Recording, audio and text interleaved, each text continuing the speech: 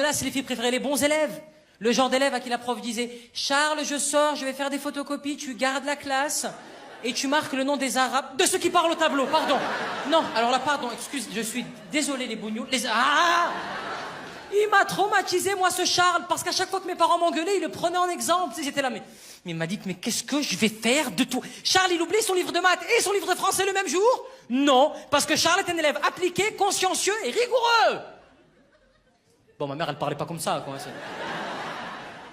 Non, mais c'est pour éviter le cliché de la mère Robeux, quoi. Tu sais, genre, Charles, elle oblait son lèvre, Charles. Tous les jours, elle la ramène, son livre, Charles. C'est qu'un comble, c'est quand même la goutte d'eau qui se manque de la charité. Voilà, voilà. Mais il faut le dire, il faut le dire. Eh oui. Ouais, tu peux pleurer.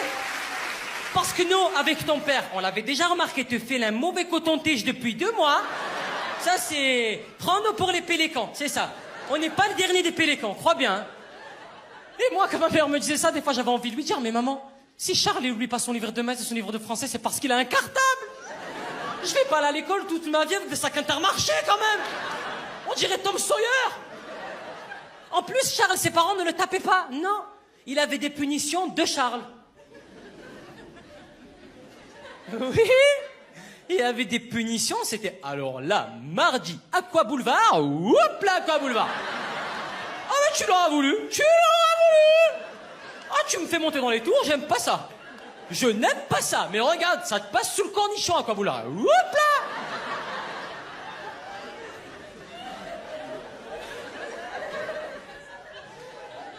C'est génial. C'est prouvé scientifiquement, ça marche. Il y a... Hop là, sous le cornichon, c'est efficace. Après, je ne veux pas jouer la victime, hein, bien évidemment. Mon père me tapait...